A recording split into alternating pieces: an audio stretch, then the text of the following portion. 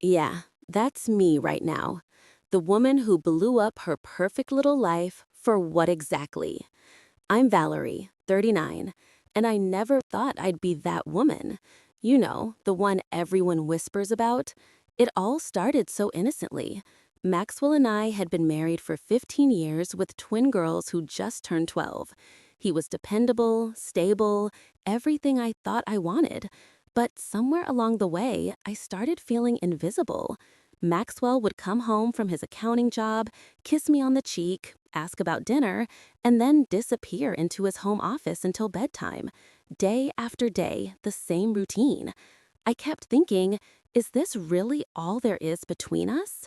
I was dying inside while smiling on the outside. Then Ryan started at my marketing farm. Tall, confident, actually listened when I talked. The complete opposite of Maxwell, who could barely remember our anniversary without a calendar reminder. Ryan would bring me coffee in the morning, not because I asked, but because he noticed I liked it. When was the last time Maxwell noticed anything about me? Those daily coffees turned into lunch breaks, which turned into happy hours. We're just work friends, I told myself, even while I was putting on extra makeup and picking out my best outfits. The first time we kissed was after the company's summer party. Everyone was tipsy, and he walked me to my car. I told myself it was a mistake, that it wouldn't happen again. But then it did, again and again. Soon we were meeting at his apartment during client meetings I'd put on my calendar. The whole thing made me feel alive for the first time in years, like I was someone worth wanting, not just some glorified house manager whose husband couldn't be bothered to look up from his phone. For 6 months, I lived this double life, meeting Ryan whenever I could, coming home to Maxwell and the girls, pretending everything was normal. The lying became so easy it scared me. Working late again? Maxwell would ask, and I'd nod, saying, big project deadline, while texting Ryan under the table. Sometimes I'd pick fights with Maxwell just so I could storm out and see Ryan. I'd twist Maxwell's words, make everything his fault. The mental gymnastics I was doing, you wouldn't believe. Ryan knew I was married, but he didn't seem to care. That should have been a red flag, but I was too far gone to see it. You deserve to be happy, he'd tell me, and I'd eat it up like candy. He'd listen to me complain about Maxwell, nodding along, feeding my delusions that I was somehow the wronged party in my marriage. And those women at work who gave me side-eye when Ryan and I would return from lunch together? Just jealous. I figured if they had boring husbands like mine, they'd understand. New Year's Eve 2019. That's when everything exploded. Maxwell and I were hosting our annual neighborhood party. I'd been texting Ryan all day, planning to sneak away for a midnight kiss while Maxwell was busy playing bartender. Ryan kept sending messages about how much he wished he was with me instead of at his family gathering. I was glowing from the attention, practically floating around our kitchen as I arranged appetizer trays. Maxwell noticed my good mood and actually tried to hug me from behind. I flinched away, making some excuse about my hair being perfect for the party. The hurt look on his face didn't even register. That's how disconnected I'd become. The party was in full swing when my phone buzzed again. I slipped into our bedroom to check it, giggling at Ryan's suggestive message. I didn't hear Maxwell come in looking for more wine until he was standing right behind me. "Who's making you smile like that?" he asked, his voice strange. I fumbled, nearly dropping my phone, which was all the confirmation he needed. He grabbed it from my hand before I could lock the screen. I watched his face change as he scrolled through months of messages between Ryan and me. Not just the sexy stuff, but all my complaints about Maxwell, the lies about where I'd been, the cruel jokes at his expense, everything exposed in one horrible moment. The party carried on downstairs while my marriage died in our bedroom. Maxwell didn't yell or throw things. He just looked at me like I was a stranger, this terrible calm settling over him. "How long?" he asked. When I tried to deflect, he cut me off. "Don't lie to me, not anymore." So I told him, 6 months. His eyes closed briefly like he was absorbing a physical blow. Then he handed back my phone and walked out. I followed him panicking, trying to grab his arm. "It's not what you think," I said, though it was exactly what he thought. "It doesn't mean anything," though it had meant enough for me to risk everything. Maxwell went downstairs, calmly asked everyone to leave. Our friends looked confused, but something in his expression made them gather their coats without question. I stood frozen at the top of the stairs, watching as he apologized, made up some excuse about a family emergency. Always so considerate, my husband, even while his world was collapsing. After everyone left, he packed an overnight bag and walked out without another word. I spent the night calling and texting him, not because I was sorry, not really, but because I was terrified of consequences finally catching up to me. The girls came home from their sleepover at a friend's house the next day asking where their dad was. That's when the reality hit me. What was I supposed to tell our daughters? That mommy had been cheating on daddy? That I'd blown up their world for some workplace fling? So I lied again, told them daddy had a last-minute business trip. When they asked why he hadn't said goodbye, I invented more lies. He had an early flight, he didn't want to wake them, he'd call soon. Each lie adding another brick to the wall I was building around myself. For 3 weeks, Maxwell didn't come home. He'd text the girls daily, but wouldn't respond to any of my messages. I cycled between anger, how dare he just abandon us, panic, what if he never comes back, and self-pity. Ryan kept calling, but I ignored him. Somehow, he didn't seem so exciting anymore. At work, I noticed looks from coworkers. Someone had seen Maxwell leave our party upset. The whispers started. I caught my assistant giving me that judgy side-eye that makes you want to scream.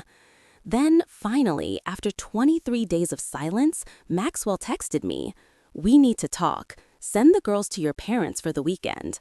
Not a request, a directive. The man who used to ask my permission to buy new golf clubs was now telling me what to do. And the worst part, I was relieved. At least he was willing to talk. At least there was a chance to fix the unfixable mess I'd made. That Friday in late January, I cleaned our house like a crazy person, changed the sheets, bought Maxwell's favorite beer, even put on the perfume he'd given me for Christmas that I'd barely acknowledged. I stood in front of my closet for an hour choosing what to wear. Not too sexy, that would be inappropriate, but not too casual either. I needed him to remember what he was missing. I settled on jeans and a sweater he once said brought out my eyes. I even made his favorite lasagna, as if good food could make him forget betrayal. When Maxwell's car pulled into the driveway, my heart nearly stopped. He looked different somehow. Thinner maybe, but also stronger. He didn't use his key, just knocked on the door of his own house like a visitor. When I opened it, the first thing I noticed was he wasn't wearing his wedding ring. Mine was firmly in place, a calculated decision on my part. He walked past me without attempting a hug or even meeting my eyes.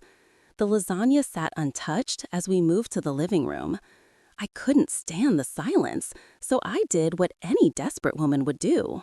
I threw myself at his feet, literally on my knees, sobbing, telling him how sorry I was, how it meant nothing, how we were stronger than my mistake. I called it a mistake, like I'd accidentally filed the wrong paperwork or forgotten to pay a bill, not deliberately betrayed him hundreds of times over half a year. I promised to do anything to fix it. Humiliate me, I begged. Punish me however you need to.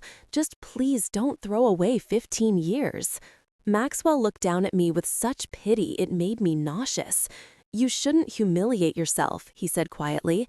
"Get up, Valerie." Not honey or Val like before. Valerie, like I was a business associate. When I kept crying at his feet, he actually took my arms and physically lifted me to the couch. Then he sat in the chair across from me, the physical distance a perfect mirror of the emotional gulf between us. "I've been talking to divorce lawyers," he said, his voice steady. My sobbing immediately stopped. Divorce? That escalated quickly. I'd expected anger, weeks of cold treatment, maybe some marriage counseling where I could paint myself as a neglected wife. But divorce? I hadn't prepared for that. Maxwell continued, explaining that during our separation, he'd consulted 3 different attorneys. They all told him the same thing. In our state, the courts typically favored the mother in custody arrangements. Despite my infidelity, he would likely only get weekend visitation with our daughters. The house would probably go to me, as the family unit remained with the primary caretaker, and he would have to pay child support, possibly alimony. The most twisted part, as he laid out these facts, a small, horrible part of me felt relieved. Even as the adulteress, I'd keep my home, my kids, and get financial support. The system was working in my favor despite everything I'd done. I tried to keep my face appropriately devastated, but Maxwell saw right through me. "Don't look so pleased, Valerie. This isn't what I want." "But if you force my hand, this is where we're headed."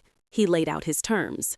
"We could try to reconcile, but it would require complete transparency from me. Phone access, deleting all social media, changing jobs so I'd never see Ryan again, intensive couples counseling, or we could separate amicably, work out custody arrangements ourselves, try to minimize the damage to our daughters." What he wouldn't do was pretend nothing had happened. There was no third option where we swept my affair under the rug and carried on. I chose option 3, the one Maxwell hadn't offered. I agreed to his reconciliation terms to buy time, all while planning to gradually ease him back into our normal life without actually changing anything. I deleted Ryan's number in front of Maxwell, but had already memorized it. I deactivated Facebook, but created a secret Instagram account. I agreed to look for a new job, but only sent out token applications. Maxwell moved back home, sleeping in our guest room. He was cordial in front of the girls, but barely spoke to me when we were alone. I kept waiting for him to soften, to miss me enough to drop all these strict requirements. The first marriage counseling session was a disaster. I tried to frame my affair as a symptom of our broken marriage rather than the cause. The therapist, a gentle-voiced woman in her 50s, didn't buy it. "Valerie, there are many ways to address marital dissatisfaction. Having an affair is a choice, not an inevitable outcome." I felt ambushed, like they were ganging up on me. Maxwell spoke about his pain with a rawness that made me uncomfortable. He discovered texts where I'd mocked his performance in bed, compared him unfavorably to Ryan. I'd forgotten those messages existed and couldn't meet his eyes as he recounted them. 2 months into our reconciliation, Maxwell checked my phone while I was showering. He found the secret Instagram account where Ryan and I had been messaging. "I came out of the bathroom to find him packing a suitcase. I gave you every chance," he said, his voice flat. "I wanted to believe you could change." There was no more discussion, no more options. He called his lawyer that night. When he told the girls he was moving out for a while, they cried and clung to him. I watched from the doorway, suddenly terrified of the moment when they would inevitably ask why and when they would learn the truth about their mother. That night, after Maxwell left, my 12-year-old Harper looked at me with such accusation in her eyes. "What did you do?" she asked. Not what happened or why is Dad leaving, but what did you do? Kids always know more than we think they do. The divorce proceedings started and Maxwell was efficient. No emotional pleas, no second chances, just methodical separation of our lives. As predicted, I was granted primary custody in the house, with Maxwell getting the girls on weekends. The first time he came to pick them up as a visitor to what had been his home for 15 years, I saw him blink back tears as he waited in the driveway instead of coming inside. The girls ran out with their overnight bags, excited to see their dad, not looking back at me standing in the doorway. That night, alone in our big house, my house now, I called Ryan. The excitement was long gone, but I was desperate for validation, for someone to tell me I wasn't a monster. He agreed to come over, and we had sad, mechanical interaction that left me feeling emptier than before. Afterward, he checked his watch repeatedly, making excuses about an early meeting the next day. As he was leaving, he mentioned casually that he'd accepted a promotion in another department. "It's probably for the best if we cool things for a while," he said. "People at work are talking, and I don't need that kind of attention right now." Just like that, I was disposable to him too. Within 3 months of our separation, rumors about my affair had spread through our entire social circle. Invitations dried up. School events became exercises in humiliation as other mothers whispered when I walked by, "That's the one who cheated with the guy from her office." At my daughter's spring band concert, I saved seats for my parents and sister, but they sat with Maxwell instead, leaving me alone in a row of empty chairs. Months after our divorce was finalized, I was scrolling through Facebook when I saw a post from Maxwell's cousin. It was a picture of Maxwell at a restaurant, smiling more genuinely than I'd seen in years, across from a pretty brunette I didn't recognize. The caption read, "So happy to see Max finding joy again. Amy is a keeper." The comments were filled with supportive messages, friends and family cheering on this new relationship. My finger hovered over the comment button, but what could I possibly say? I had no right to feelings about this. I clicked on Amy's profile instead, torturing myself with pictures of this stranger who was now part of my former life. She was a pediatric nurse, younger than me, but not dramatically so, with kind eyes and a warm smile. Her profile was filled with book recommendations, hiking photos, and fundraisers for children's hospitals. She looked wholesome, genuine, everything I had failed to be for Maxwell. The real gut punch came 2 weeks later when the girls returned from their weekend with Maxwell, chattering excitedly about Dad's friend Amy, who had taken them rock climbing and taught them to make homemade pasta. "She's really nice, Mom," Harper said, watching my face carefully, "and she makes Dad laugh a lot." The implied comparison hung in the air between us.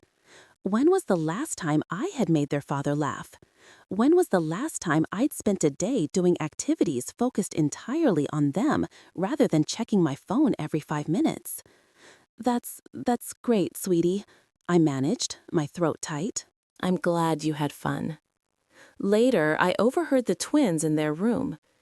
"Do you think Dad's going to marry Amy?" Zoe asked. Harper's response was a knife to my heart. "I hope so. Dad deserves to be happy after what Mom did." They knew. Of course they knew. Maybe Maxwell had told them, or maybe they'd pieced it together from overheard conversations and changed behaviors. Either way, my daughters were aware that their mother had betrayed their father, and they had made their judgments accordingly. At work, things were equally bleak. Ryan had indeed been promoted and moved to another department, but not before rumors of our affair had circulated widely. My female colleagues were particularly cold, perhaps seeing in me their own worst fears about workplace relationships, or perhaps just disgusted by my choices. My boss, who had once considered me for advancement, now barely made eye contact during meetings. I'd become a liability, tagged with an invisible scarlet letter. A year after our divorce, Maxwell and Amy got engaged. The girls came home from their weekend visitation wearing new charm bracelets, gifts from Amy to celebrate the engagement and welcome them to their expanded family. They were thrilled, already discussing bridesmaid dresses and flower arrangements. I smiled and asked appropriate questions while feeling like I was watching my replacement take over the life I had discarded. The wedding was scheduled for the following spring. My daughters would be junior bridesmaids. Maxwell's brother would be best man. Everyone had a role except me, the ex-wife, the outsider, the cautionary tale. When the invitation came for the girls, I helped them shop for dresses, did their hair the morning of the ceremony, and waved goodbye as Maxwell picked them up, handsome in his new suit, a lightness in his movements that spoke of a man unburdened. They didn't return until Sunday evening, full of stories about the beautiful venue, the delicious cake, the romantic first dance. "Amy looked like a princess," Zoe sighed drearily. Harper added, "Dad couldn't stop smiling the whole time." 2 years after our divorce, I found myself sitting alone at my kitchen table on a Friday night, scrolling through dating apps without interest. The girls were with Maxwell and Amy, who was now pregnant with their first child together. My daughters had called earlier, bubbling with excitement about their future half-sibling. "We're helping set up the nursery this weekend," Harper had said. "Amy's letting us pick the colors." Their happiness should have warmed my heart, but instead it twisted something inside me. They were building a new family that functioned better than our original one ever had. I dated sporadically since the divorce, a few setups from well-meaning acquaintances, some men from the apps, but nothing stuck. Each relationship fizzled after a few weeks or months, usually around the time I'd have to explain my past and introduce them to my increasingly distant daughters. My last boyfriend had ended things after meeting the girls, telling me privately that the tension in our interactions was too uncomfortable. "They clearly don't want you to move on," he'd said. But that wasn't it. They didn't trust me not to hurt someone else the way I'd hurt their father. My career had stagnated as well. I'd eventually had to leave my marketing firm when the awkwardness with Ryan and the office gossip became unbearable. My new job paid less and offered fewer advancement opportunities, but it was a place where nobody knew my history. I'd taken to working late, volunteering for every project because an empty apartment waited for me at home.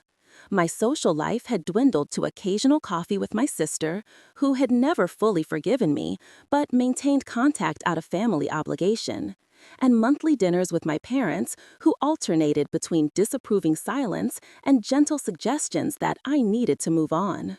The real wake-up call came when Harper, now 14, asked to live with her father. "It's not that I don't love you, Mom," she said, carefully choosing her words in that diplomatic way children of divorce learned too young.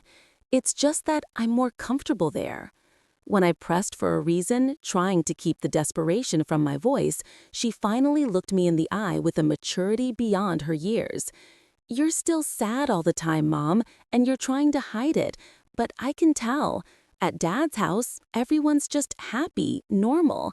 I don't feel like I have to walk on eggshells." I wanted to protest, to defend myself, to point out all the ways I'd tried to create a stable home for her, but the truth was hanging between us.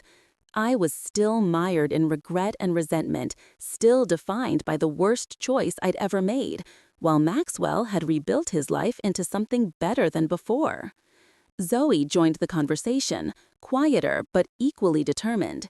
"We want to try living with Dad full-time, just for a while. Please don't make this harder, Mom." The reversal was complete. Instead of Maxwell getting weekend visitation, I would become the parent who saw her children only on schedules and special occasions. I agreed, because fighting would only push them further away. But something inside me finally broke. That night, alone in my house, the house I'd won in the divorce, but that now felt like a hollow prize, I faced myself honestly for the first time. Every step that had led me here had been my choice. The affair hadn't just happened to me. I had pursued it, actively, selfishly. I'd lied repeatedly, not just to Maxwell, but to myself, about what I was doing and why. I'd prioritized momentary excitement over the family I'd spent years building.